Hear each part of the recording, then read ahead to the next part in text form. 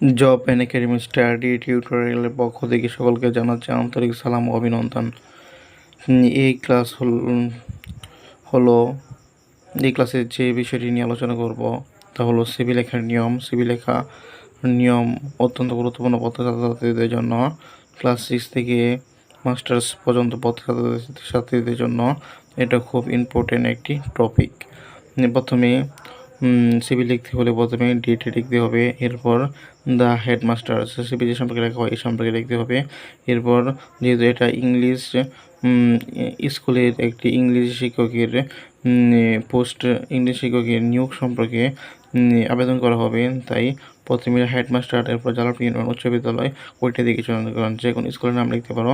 Subject application for the post open, এটা যে সম্পর্কে তোমার সিভির মধ্যে যাওয়া হবে তখন এই যে পোস্ট সম্পর্কে যাওয়া হবে পোস্ট লিখবে। এরপর স্যার, এরপর এই সম্পূর্ণটা লিখবে। এই সম্পূর্ণটা লিখলে এভাবে লিখলে তোমরা একটা সিভি দিয়ে অনেকগুলো সকল সিভি লিখতে পারবে। একের ভিতর সব, এটাকে বলা হয় একের ভিতর সব। In reply to your advertisement published in the daily star on 19 December 2024, I want to offer myself as a candidate. The requirement wanted by you have and all academic paper have been submitted with my CV. I therefore hope that you would be kind enough giving me a chance to take part in interviews to prove my competence and oblique thereby your fruitfully MD Abdul Karim. এরপর এই চারটি উল্লেখ করবে। এই চারটিও খুবই গুরুত্বপূর্ণ। এই চারটি উল্লেখ করলে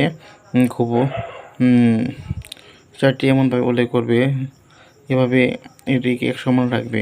এরপর এডুকেশনাল কোয়ালিফিকেশান লিখবে। এটা অবশ্যই ভিডিও পজ করে খুব দ্রুত লিখে নেবে। এবং স্কুলের এখানে name of exam, group, subject, board and university result এবং পাসিং ইয়ার এগুলো লিখবে। আর এগুলো কোন ডিগ্রি থেকে কোন ডিগ্রি কতগুলো দূরত্ব এগুলো অবশ্যই বিবেচনা করে এখানে লিখবে। এই বলে আমার ভিডিও শেষ করছি। আমার ক্লাসে এই মধ্যে শেষ করে দিচ্ছি।